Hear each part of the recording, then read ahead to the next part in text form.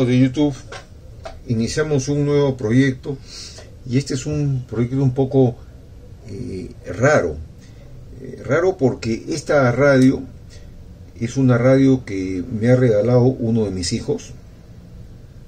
La ha comprado en Alemania y la ha traído aquí al Perú.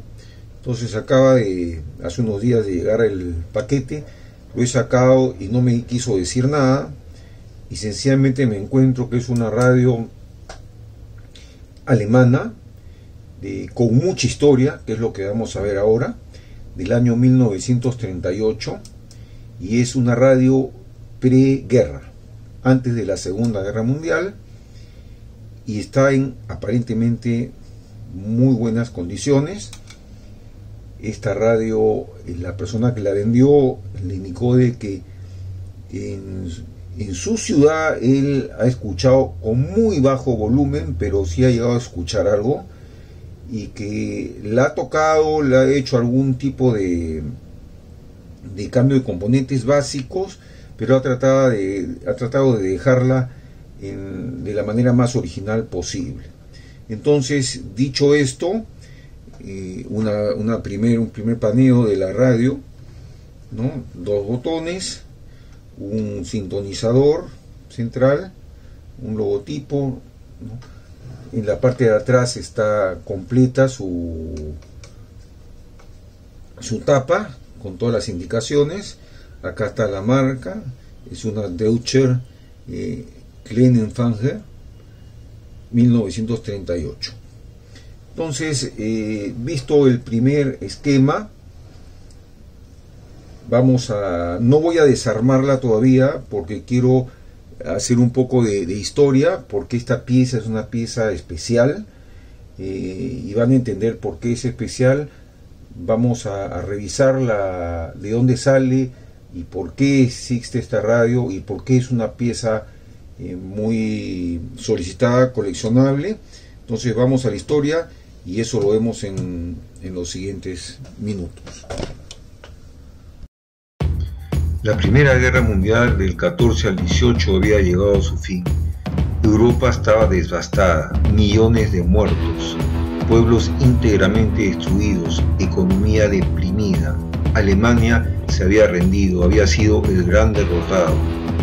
Había que buscar en los años que sucedieron nuevos líderes, nuevas ideas, nuevos emprendimientos, y surgiría en el caso alemán un hombre, Adolf Hitler, que en el año 1933 consiguiera el liderato de la Alemania con el Tercer Reich, juntamente con su ministro de propaganda Joseph Goebbels. Fueron las dos figuras principales en la estrategia que se llevaron a cabo en los años siguientes. Parte de esta estrategia, diseñada por el señor Goebbels, era conseguir una comunicación masiva, y la radio había sido recién inventada, por la que comunicó a su ingeniero Otto Griesen que diseñara una radio económica para convertirla en popular y al alcance de todo el pueblo. Tenía que costar muy poco. La primera de ellas, la Volkswagen, costaba aproximadamente 15 días de jornal, mientras que la Deutsche Kleinenfanger, que en el año 38 fue lanzada, costaba una semana de trabajo aproximadamente. Eran radios solamente de onda media, no tenían onda corta, no se podía escuchar onda corta, era una traición, y es así que esta radio, la DK38, se le llamó en esos días el hocico de Goebbels. ¿Por qué? Porque permitió la comunicación y el engaño en todo el pueblo de Alemania. Y lo fundamental de este nuevo invento era conducir la guerra de las comunicaciones durante toda la Segunda Guerra Mundial. Veamos un poco ahora sí la radio esta. ¿Qué tenemos y cómo nos ilustra un poco la tecnología anterior a la guerra de este aparato muy interesante? A ver, primero El aparato en sí lo estamos viendo bastante entero. No veo en la caja, en el gabinete, ninguna rajadura, ni por la parte lateral ni por la parte superior, y por la parte inferior tampoco. Unos arañones sí los tiene. Entonces vamos a ver primero la parte frontal. La parte frontal tiene sus dos botoneras, que según lo que hemos visto y repasado, este es lo que controla el paralelismo de la bobina de antena para hacer un efecto de control de volumen. Esto de acá es el condensador variable del regenerador para reforzar la señal que se sintoniza en el dial. El dial este tiene un giro de casi 360 grados. La mitad es color rojo y la mitad es color blanco. Como explicamos, una vez que pasa de una mitad a otra, activa un switch que cierra y cambia de banda, y pasa de banda de onda media a onda larga. Recuérdense que esta radio no tiene onda corta, porque justamente lo que evitaban era poder tener la comunicación de onda corta, que podías captar transmisiones de otro país, y eso es justamente lo que no querían. Querían evitar que se enteren de las transmisiones inglesas o francesas. Había que limitarse a la ciudad local y a la estrategia de comunicación de Goebbels, que era dentro de Alemania. Aquí vemos el logotipo del águila imperial parada sobre la esvástica. Está en perfecto estado. Vamos a ver si podemos, ahí se puede ver que está en perfecto estado. Esto es lo que les explicaba del cambio de color acá del dial.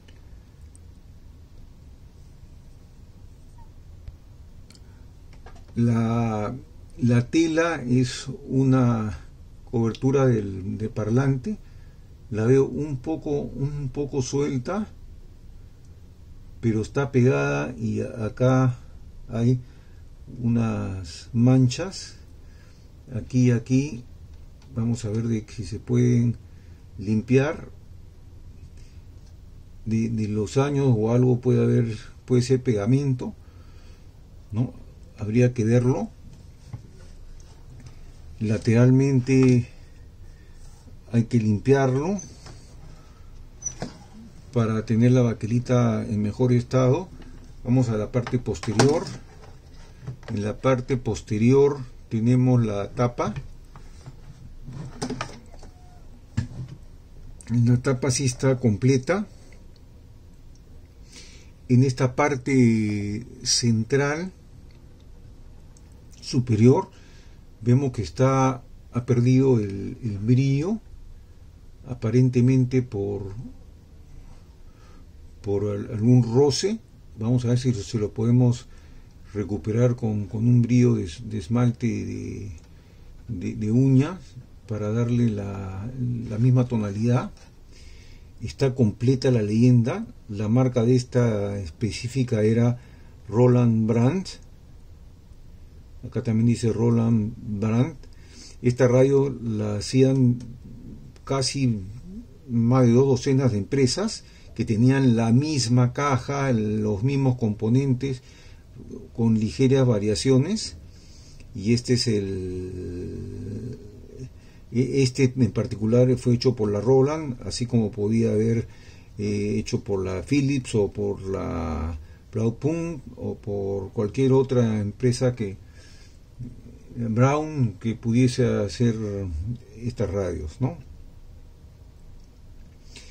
Estas son para la conexión de antena.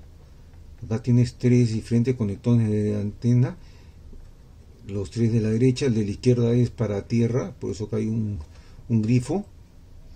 Acá está en alemán las instrucciones de recomendaciones para justamente para conectar aparentemente estas antenas. El año 38, Deutscher Kleinempfänger. Deutscher es alemán, Kleinen es pequeño y Empfänger es transmisor, radio, receptor. Es el pequeño receptor alemán. Voltajes iban de acuerdo a la bombinita de la resistencia, que era con taps de 110 a 240 voltios a 50 Hz. Este switch es el interruptor de encendido y apagado.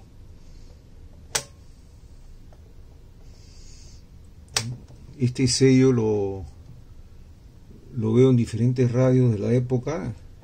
Es un sello aparentemente de garantía. Aquí el esquema de la radio con las 2 válvulas, la válvula WA2, que es la más pequeñita, que es la rectificadora, y la BCL11, que es la válvula más complicada y muy conocida, que este es el tétrodo y el triodo, que es la que hace la amplificación y la detección. Acá está la bobina de la resistencia, con taps, para ver cómo se conecta con diferentes voltajes, desde 220 hasta 110 de acuerdo a los puentes. Y la parte inferior no tiene nada, ¿no? El cable es un cable nuevo, es un cable plástico. Esto se ve mal, hay que reemplazarlo por uno de tela. El enchufe es el europeo, no creo que sea el original, debe ser más moderno, primero por el tipo de dientes y de pines y el tipo de grampa. Esto es nuevo. Ahora, en cuanto a la radio en sí, vamos a abrirla con ustedes. Acá hay 3 tornillos. Vamos a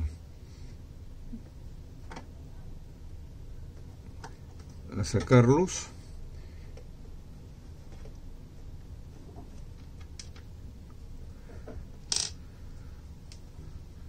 Aparentemente están sueltos, ya ha sido abierto.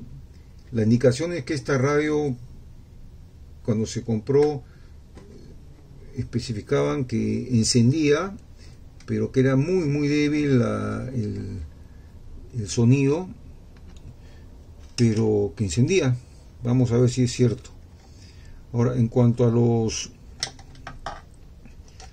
a la pernería, la tornillería, lo que estamos sacando, ya de por sí vemos que no son iguales. Hay 2 iguales.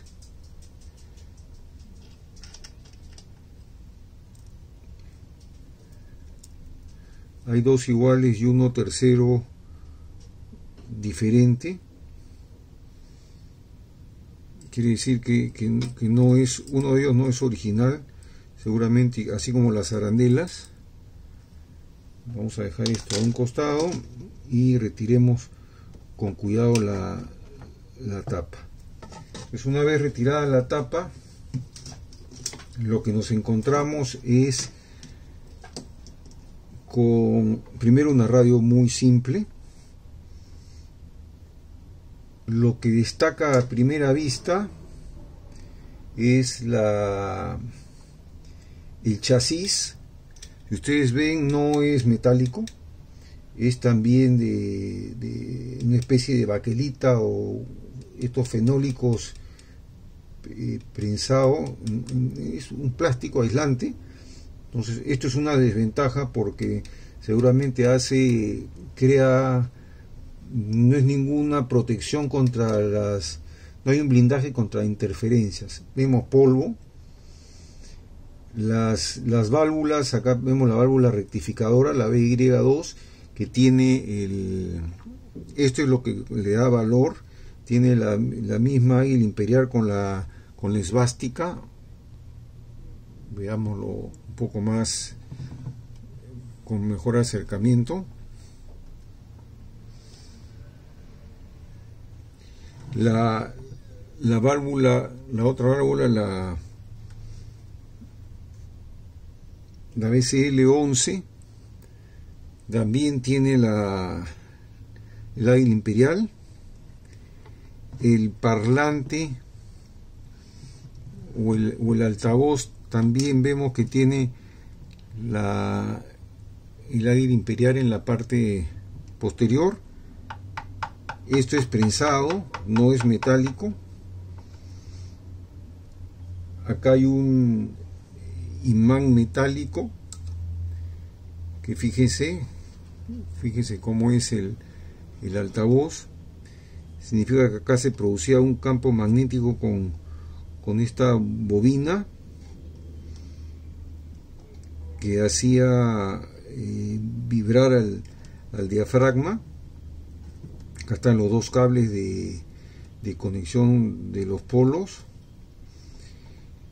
Tenemos los dos condensadores electrolíticos.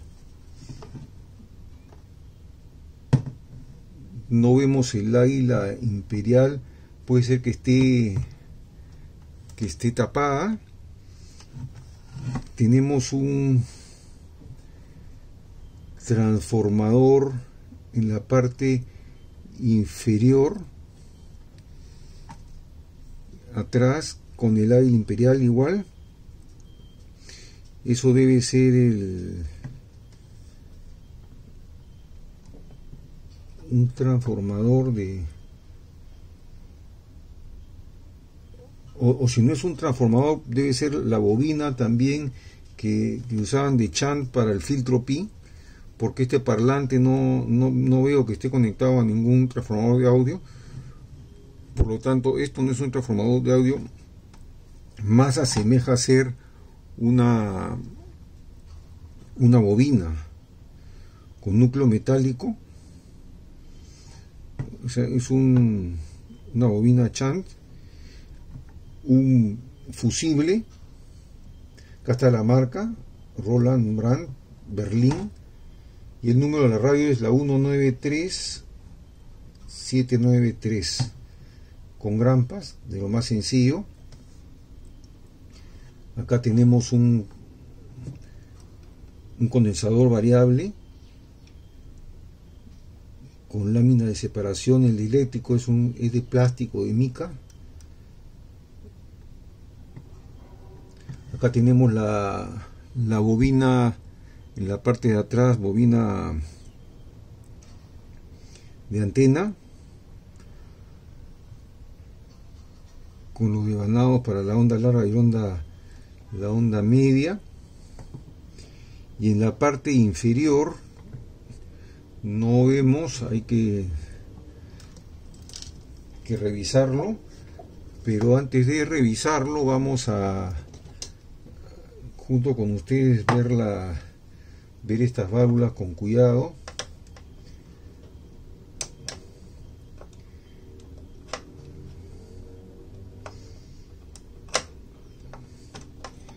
Vamos a sacar la primera. Esta es una Telefunken. Aquí está el águila. Lo primero que vemos es de que la válvula ha sido pegada aquí. ¿Se dan cuenta? Tiene pegamento. BCL11, ha perdido pintura en la parte superior. Aquí también. Esta pintura es una pintura metálica aislante, que era la especie de cobertura que se usan en las otras radios, estas coberturas de latón. Esta es la esvástica completa, el signo ¿no? Estas válvulas son muy solicitadas, y sobre todo si tienen esto que no lo han tocado. Esperemos que funcione. Uy, acá hay un sonido. Eso no gusta nada.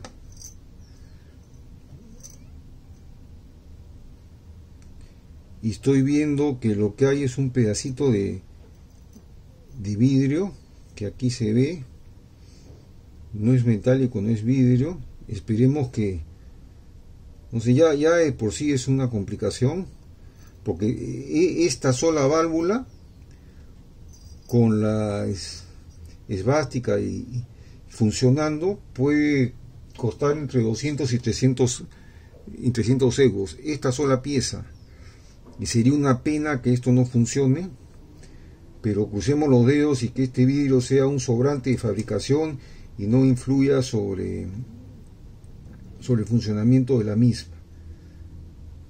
Vamos a tratar de retocarla en las partes que se ha desprendido la pintura. No la muevo más para no tocar las conexiones internas. Vamos ahora primero a sacar el fusible. Este fusible sí es nuevo, no es el fusible 250 voltios 400 miliamperios 0.4. es un fusible nuevo, no tiene la esvástica. Vamos a sacar esto con mucho cuidado. Esta es la otra válvula con la esvástica completa, se ve aparentemente en buen estado. Esta es la rectificadora BY2.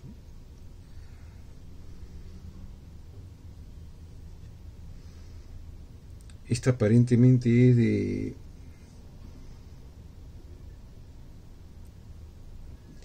30 voltios y la anterior era de 90 voltios. Entonces ya sacamos los dos elementos delicados. Ahora, para retirar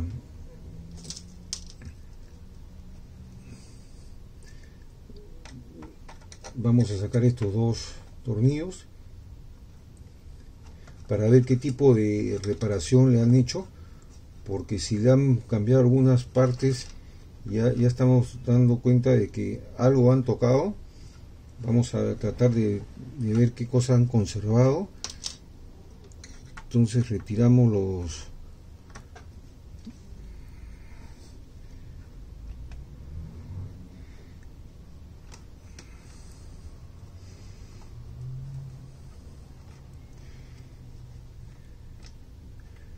dos pernos que engrampan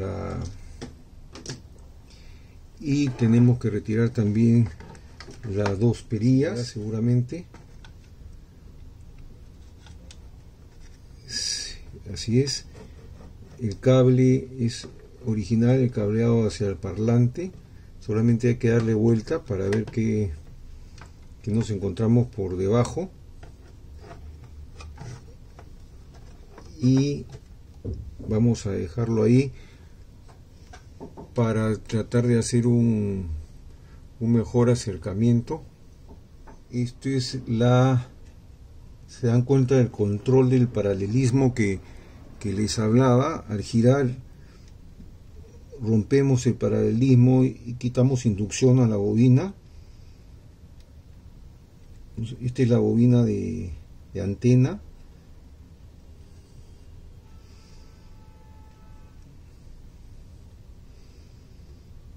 Qué curioso, ¿no? Un sistema bastante raro, el control de volumen. hay que lubricar porque veo que no han... Estas son las conexiones de antena. Acá sí tenemos un condensador aparentemente nuevo, este que está en rojo en la parte posterior, que es el condensador de entrada de antena, aunque pudiese ser original, no lo sé, hay que repasarlo. Acá hay condensadores, aparentemente esto también es original.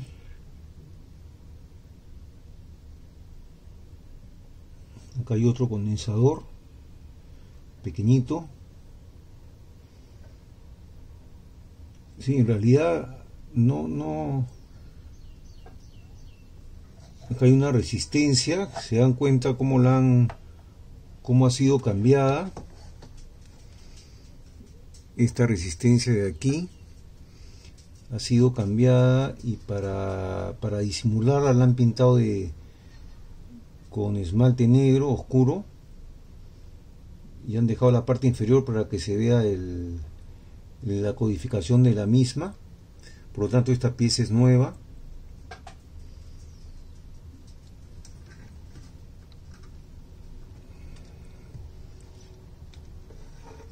Esta pieza es nueva y no tengo, bueno, los sockets son los originales. Esto es otro condensador variable.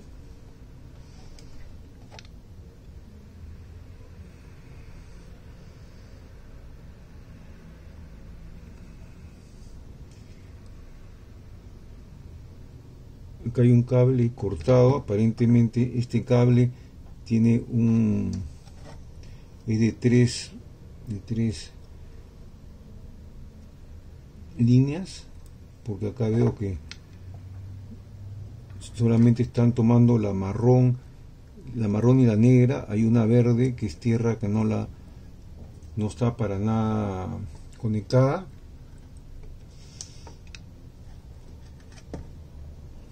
Y aquí se ve en la parte interna, efectivamente acá hay otro condensador y una resistencia. Muy sencillo, muy pocos componentes, muy pocos, y la mayoría son originales, salvo mi duda está en esta resistencia de acá, posiblemente la interior, y estos dos condensadores pequeños. Lo demás es todo original. Este pequeñito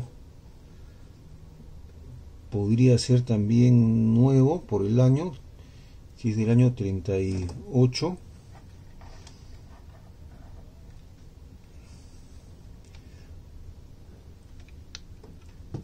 Ahora, el gabinete en sí es muy delgado. Si ustedes ven, el espesor es bien delgado.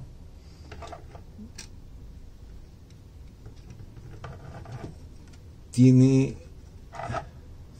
internamente, allí en la esquina, que no se aprecia, vamos a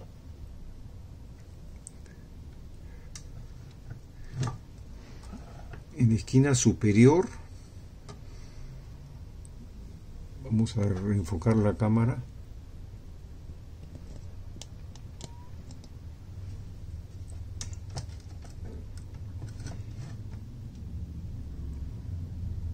Aquí aparentemente está bien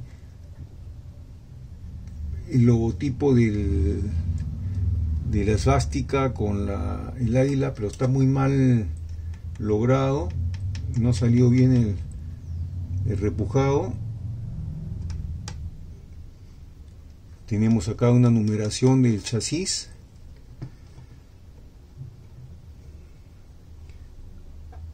Acá hay unos topes de tela, acá le falta, No, sí lo tiene. Tiene dos topes de tela para cortar vibraciones. Y ese es todo. Ese es todo. La resistencia está conectada en la parte superior y la parte inferior, en los extremos. O sea, no está corrido. Si esto se corre, reduce los voltajes. Y acá está para al máximo, quiere decir que es para bajarlo de 220 a... Utilizamos toda la resistencia, todo el rango, ¿no? Entonces utilizamos la mayor carga resistiva para ponerlo de extremo a extremo.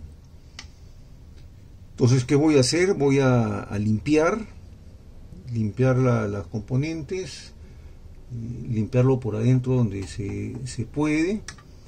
Voy a sacar el parlante, quiero ver si la tela también la puedo limpiar. Una vez limpio lo armo, lo conectamos y vemos qué escuchamos, porque preferiría en realidad no tocarlo, dejarlo tal como está, porque es una pieza coleccionable y no quisiera meterle mano ni modernizarle ningún componente, salvo que estuviera alguno de estos malogrado o abierto, en cuyo caso habría que cambiarlo. Entonces por ahora no lo toco, solamente procedo con una limpieza con el cuidado respectivo, porque ni siquiera tocar cables. Bueno, veamos el esquema eléctrico de esta DKE de 1938. Comencemos, como siempre, por la parte de alimentación y rectificación. Esta es la toma de corriente. Es una radio que está diseñada para 110, 150 o 220 voltios, 230 voltios que es Europa. Esto mediante una resistencia con taps, que de acuerdo a la conexión pues podíamos usar el total del bobinado, la mitad o parcialmente, para poder tener más o menos recorte de voltaje. La idea era que entre los dos tubos, el BSL11 y el BY2, tengan 120 voltios, porque el tubo BSL11 es de 90 voltios en los heaters, en los filamentos, y el BY2, que es el rectificador, tenía 30, con lo cual tenían 120 voltios. Esta diferencia de compensación, de acuerdo al voltaje, se creaba con esta resistencia de alambre enrollado. Esta válvula rectificadora, la BY2, era una válvula de media rectificación, y lo que conseguía era convertir la corriente alterna en corriente continua, que la estamos representando por esta línea roja. Es así que saliendo del cátodo tenemos el voltaje ya en continua, que vamos a conseguir 250 voltios como lo indica esto. Tenemos el filtro Pi típico, ¿no?, con los dos condensadores electrolíticos, en este caso de 4 microfaradios cada uno, y en lugar de una resistencia teníamos un shunt o una bobina que completaba el filtro Pi. De la salida del filtro Pi alimentábamos pues a la válvula BSL11, que era una válvula que tenía dos secciones, la sección que es el triodo y la sección que es el tétrodo. El triodo era un amplificador de la señal de radiofrecuencia, y el tétrodo era el amplificador de la señal para pasar al parlante. Entonces, ahora veamos desde el otro extremo. La antena aérea, que tenía tres posibilidades de acceso para captar diferentes frecuencias, una de ellas incluso con un filtro de condensador, venía a la bobina de antena. La bobina de antena transmitía la señal por inducción, y esta flecha acá significa de que esta radio no tiene potenciómetro de volumen, sino que el volumen era controlado en el primer botón, en la primera perilla. Al mover la perilla lo que hacíamos era mover relativamente la posición de esta bobina con respecto al paralelismo del secundario de la bobina de antena. Entonces, al perder paralelismo, perdían inducción y bajaban el volumen, al perder sintonía. Entonces, era una forma de bajar el volumen. Por lo tanto, el primer botón era para sintonizar la estación y tener la potencia de entrada máxima. Esta señal de entrada obviamente pasaba por este condensador de acoplo para ir hasta la reja de control. Tiene su resistencia de fuga, de drenaje, que controlaba en parte el voltaje que queramos que llegue, porque parte era enviado a tierra. La señal que era amplificada en el triodo era una amplificación solo de radiofrecuencia, entonces no era mucho el factor mu, estábamos hablando entre 40 y 100 veces, con lo cual esta señal amplificada era transmitida a la otra parte del tubo por este camino. Acá era llevado a la parte de la ampliación del tetro. Igual tenía su resistencia de drenaje que llevaba a lo que es el chasis o la masa. Esta radio también se le llama regenerativa porque la señal de la amplificación de la radiofrecuencia salía y volvía a entrar. Si ustedes ven, o sea, vuelve a ingresar para alimentar a la siguiente sección y para alimentar incluso a la misma sección. Si se viene por la parte de abajo inferior, sube por la bobina, altera la inducción porque crea una especie de oscilación que potencia la señal y vuelve a ingresar por este mismo condensador a la reja de control. Esto le llamaban la regeneración. Cuando usábamos solamente una bobina, era para la onda larga, porque había mayor inductancia. Cuando movíamos el dial, que es el disco del medio, que sería este condensador variable, tenía una circunferencia de giro de prácticamente los 360 grados y estaba dividido en dos. Era de 0 a 100 y cuando se pasaba de la mitad se volvía otra vez a un 0, 100 de la segunda mitad, y automáticamente cerraba esta bobina que está en paralelo con esta.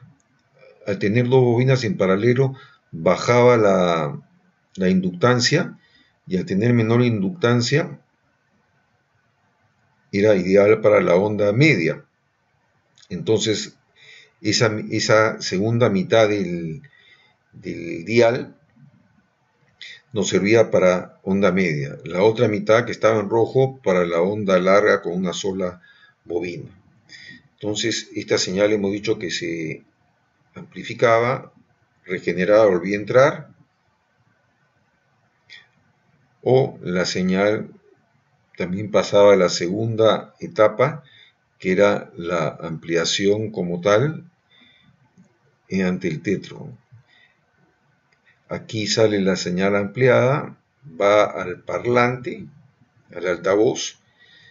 Como se dan cuenta, no tiene un transformador de audio para convertir impedancias, porque normalmente la impedancia alta de esta válvula tiene que convertirse para los parlantes que tienen baja impedancia, lo que significaba que en este tipo de radios el parlante o el altavoz tenía que ser un parlante de alta impedancia. Ya no era el parlante que estábamos acostumbrados a ver de 8, de 12 o de 4 ohmios, sino eran parlantes de mucho mayor ohmiaje que evitaban tener el famoso transformador de audio para ahorrar costos. El parlante en sí también no era de metal, sino era de cartón prensado, como vamos a ver cuando lo revisemos, para seguir ahorrando materiales. Como hemos dicho, la alimentación de acá del filtro pi alimentaba la placa del triodo y alimentaba la placa del tétrodo junto con la reja de pantalla.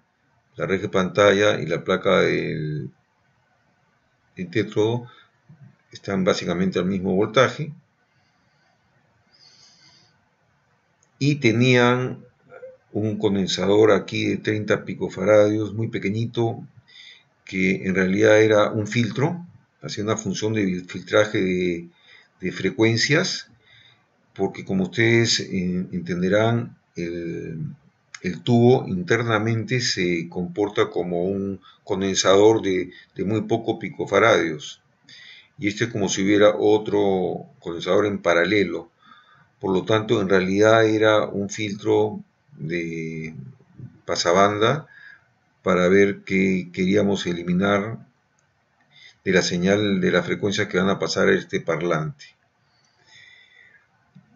Este condensador con esta resistencia era la resistencia de acoplo de la señal para el amplificado. Igual recuérdense que este condensador con resistencia hacen de un filtro pasaltos para pasar la señal sinusoidal. ¿Y qué otro componente nos olvidamos?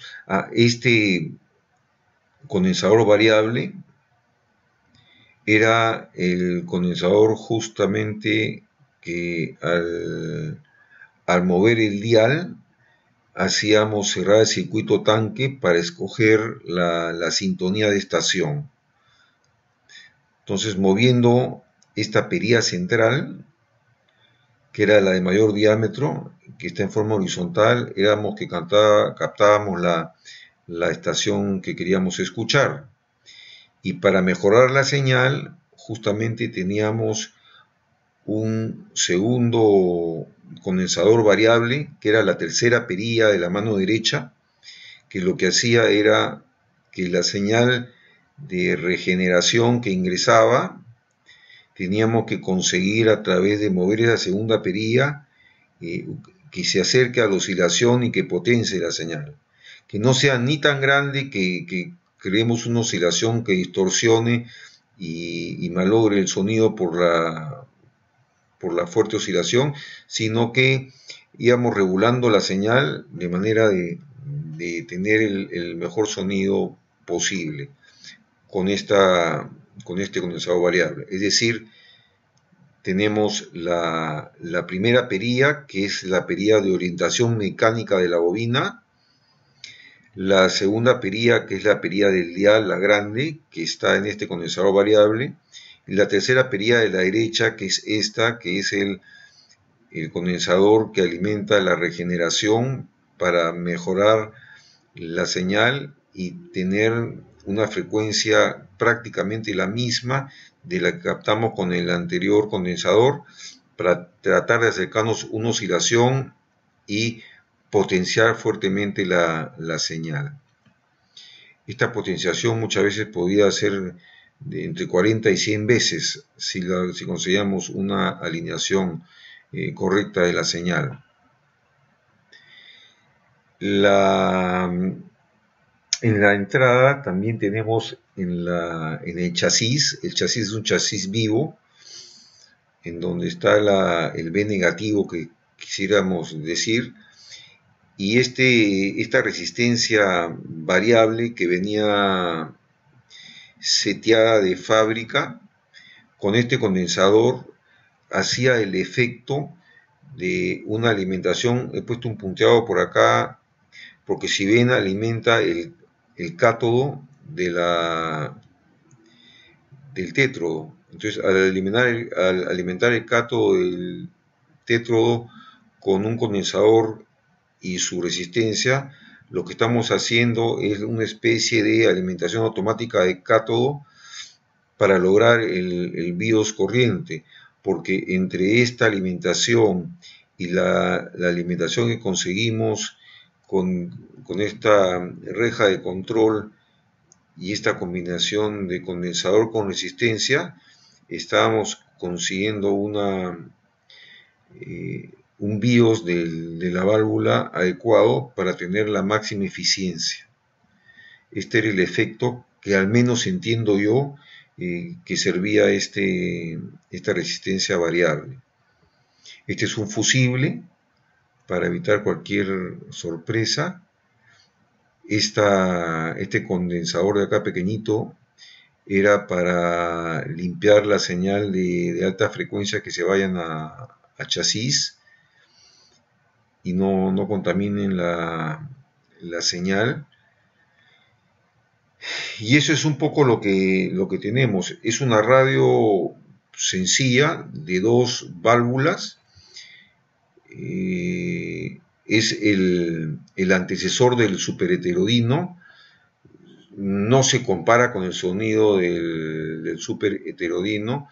La sintonización es bastante más complicada porque tenemos que mover 3 perillas en el superheterodino. Al estar en los módulos con el mismo eje, las frecuencias se cambian en forma simultánea, pero fue el que sucedió a la radio de Galena, la radio incipiente inicial, y estuvo en los años 20, los años 30, muy de uso.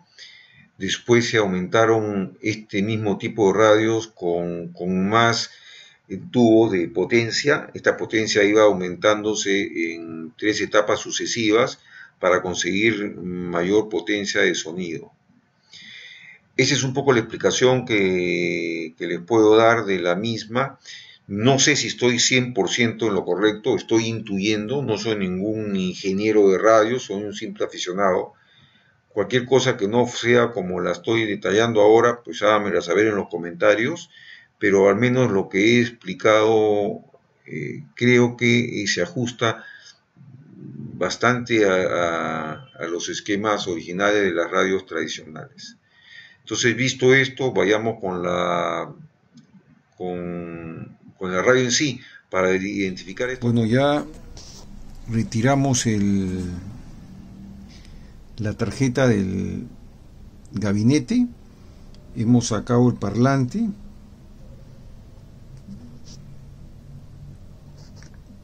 fíjense el mismo. Vamos a hacer una pequeña limpieza en la parte interna. El cono está roto, lo han reparado, le han puesto algo de pegamento. Aquí también tiene un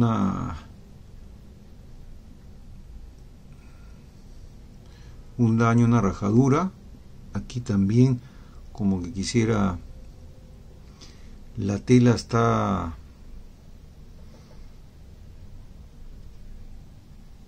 bastante delicada. Voy a retocar estas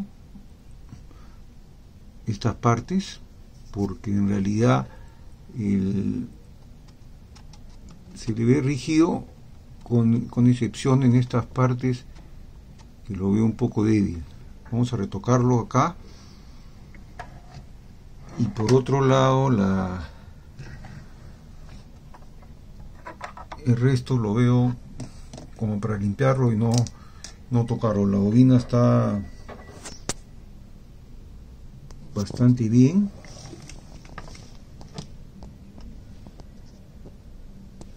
Fíjense.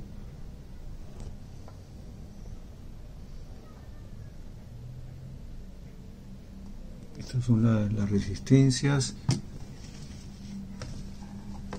El condensador variable.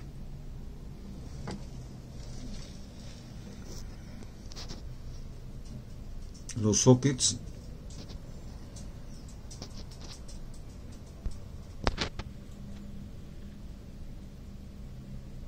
Con su código de numeración.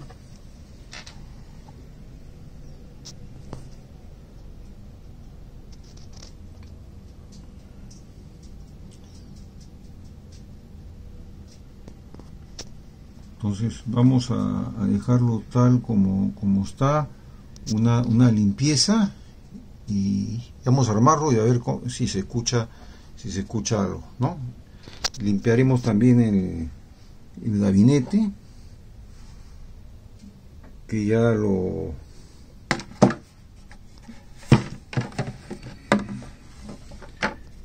hemos abierto. Fíjense,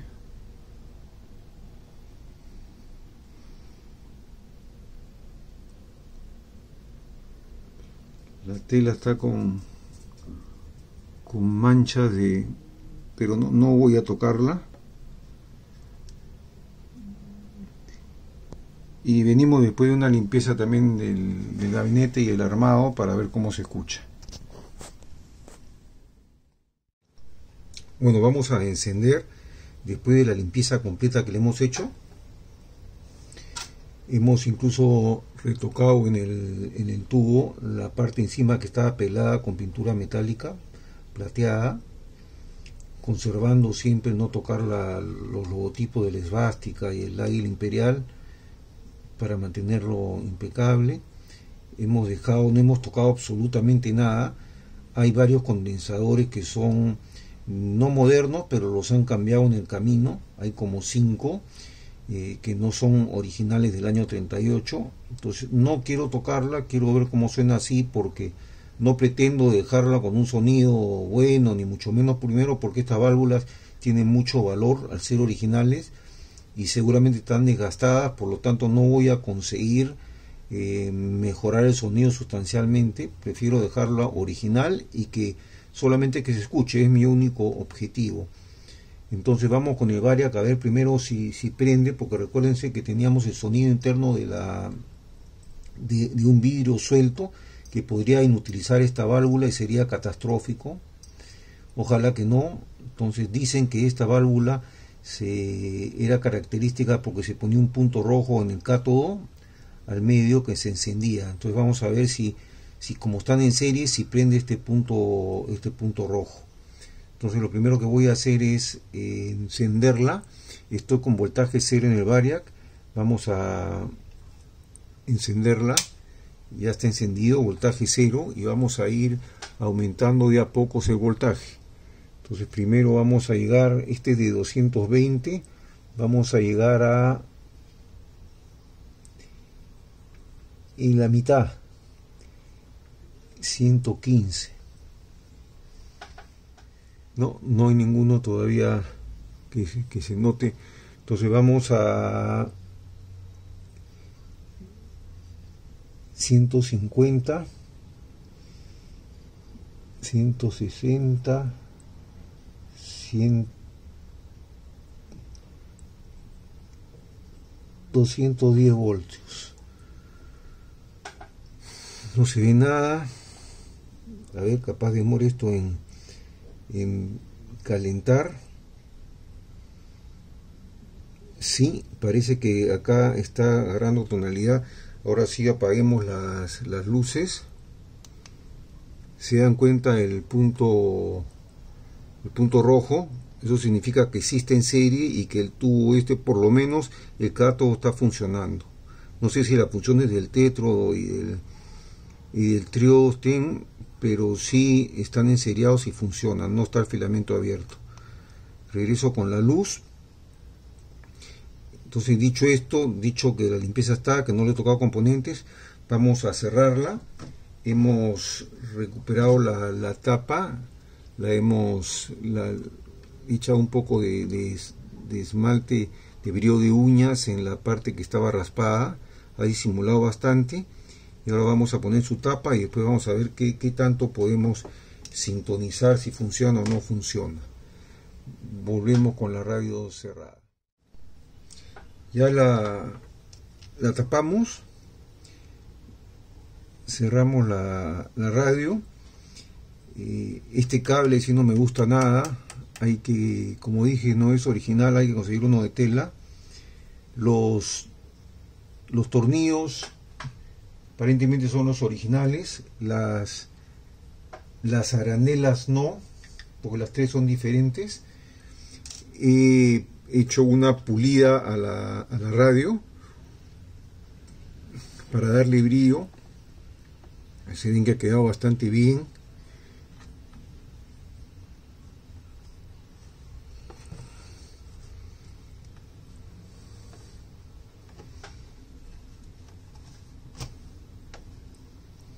La tela también la lavé con algo de detergente y jabón. He disimulado bastante la mancha que había acá, que ha casi desaparecido. Y es para hacer una tela original del año 38. Creo que está bastante aceptable. La pulida ha quedado bien. Si ustedes ven, el brillo que tiene es aceptable en todos sus lados. Y ahora lo único que queda es encenderlo y ver cómo está la parte de sintonía y si la válvula tiene algún funcionamiento. Entonces volvemos porque me tengo que acomodar con cableado de alguna antena, porque esto necesita antena en la parte posterior, y encenderlo para ver si captamos algo. Volvemos. Ahora sí vamos a prender, a encenderlo en la parte posterior. Ya se siente el sonido de radio, ¿no? Vamos a esperar que caliente un poquito. Ya tiene más intensidad el sonido. Y vamos a jugar con los tres botones.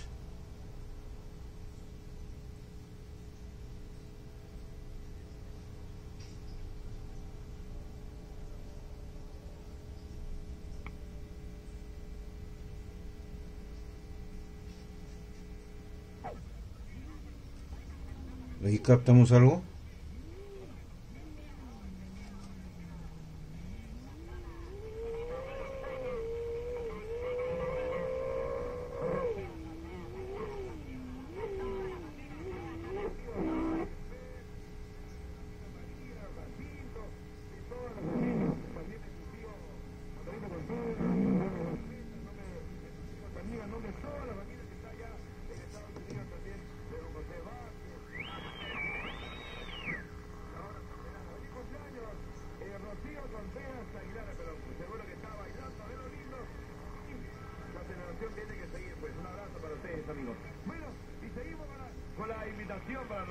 Ahí está. Fíjense, si funcionan las válvulas, funciona todo. Excelente. Excelente. Tiene, claro, tiene un bajo volumen, pero recuérdense que son las válvulas originales. Vamos a ver.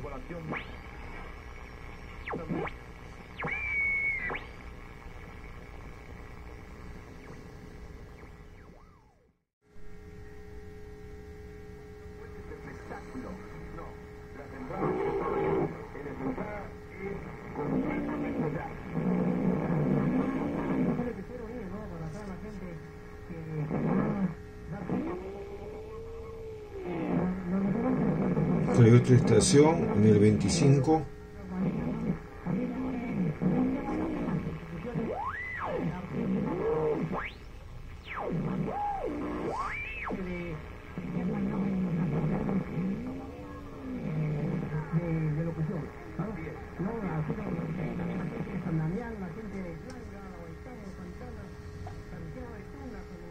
Pacocha, San Juan y Pacocha también van a estar presentes ese día, ¿no? Con toda la familia Segura Melo, ¿no? Ahí está ya.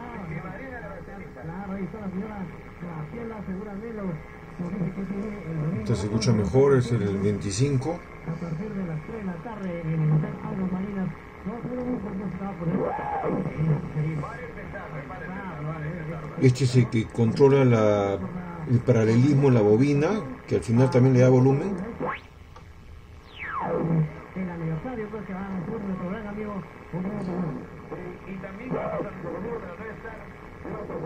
Y estas son las dos condensadores, ¿no?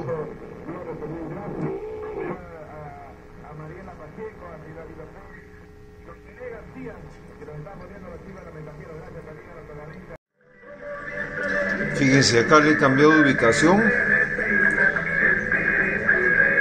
He conectado la antena a una ventana.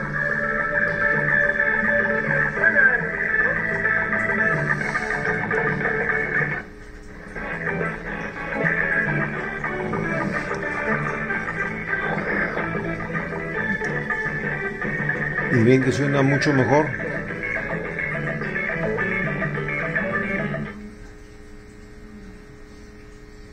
Vamos a ver si captamos otra estación.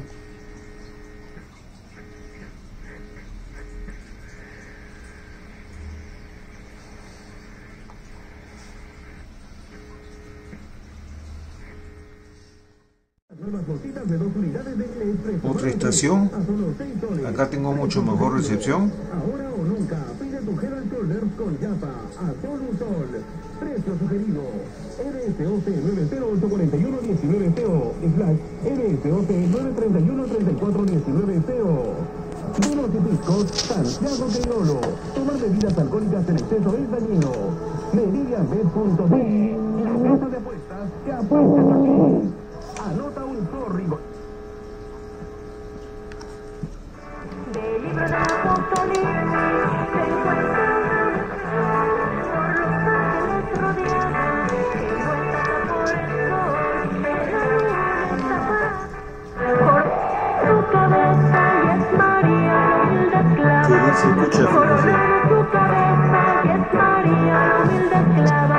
Fue coronada María, María coronada por los ángeles del cielo, María. Bueno, restauración, más que restauración, limpieza terminada.